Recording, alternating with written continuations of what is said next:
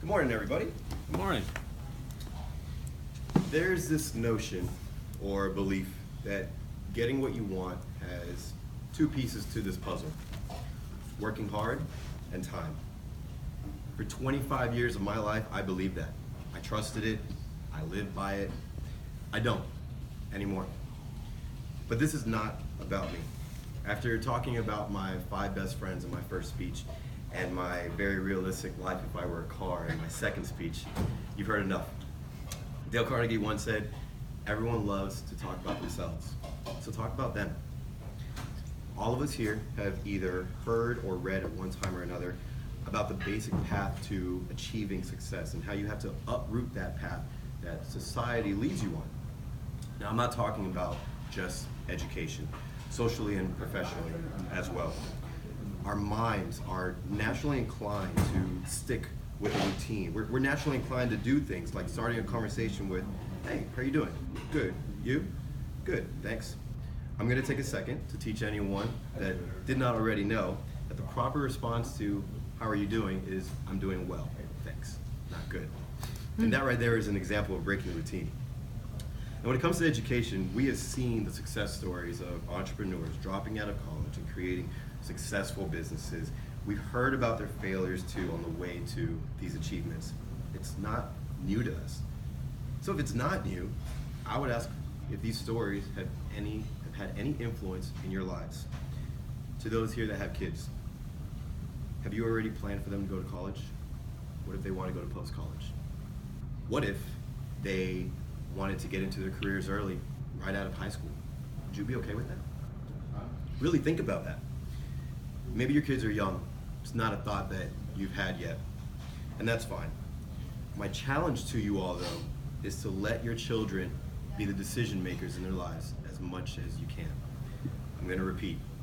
Let your children be the decision makers in their lives as much as you can. Always input your suggestions left and right, but let them be the decision makers and love them throughout. That's how the path gets broken.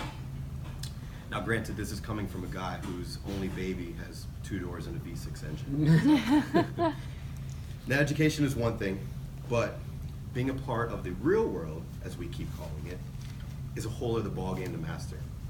But is it though? Is it a ballgame? Are we supposed to master it? Are we just supposed to roll with the punches? I would bet that everyone here, at least one time or another, has thought of a cool or unique idea that has not been created yet. But have we all acted on it though at some point? Does the wheel really just never get reinvented? There's a theme here. I'm asking you guys all of these questions, and the theme is a pretty simple one. Question everything. Ask why. Ask how. What I was never able to understand until I was in it myself was why people stayed in the rat race.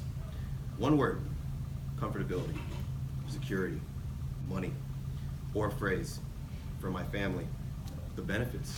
Why leave? To those here, to those that you know that are in the rat race for these reasons, you got to put yourself in their shoes before you judge them. Everybody's life is different. We all know that. But everyone's life will always have plenty of opportunity for self-directed change. Oddly enough, though, I would argue that the hardest mold for anybody to break would be something social. Everything social. From our longtime friends we have known for years, to the places we go to eat where they know our name, to the places we want to go travel. That is still the routine. And the only consistent time I would imagine that we break away from that is when we travel to new places. Why haven't we made new friends? Why haven't we tried new things? I'm going to take a second now to input that for all of you here at Toastmasters, whether it be new or old, guests or longtime members, this does not account for you. We've made new friendships through here. We challenge ourselves. We are breaking the routine by coming here and speaking in front of people. If what you want in life is not what you currently have, what obstacles are in your way? Are family members holding you back? Are friends giving you empty encouragement? Or is it just something inside you? Do you not want it enough? Hard work is not the answer to getting what you want. Unless what you want is on that hierarchy ladder and you're just waiting for the person above you to keep climbing up. It took me 26 years to realize how decimating that is. My argument is that you always know what you need to do, or what to ask, or who to go to for the next step. What's that called? Smart work. And time should not be holding you back either. Rather, it should complement you.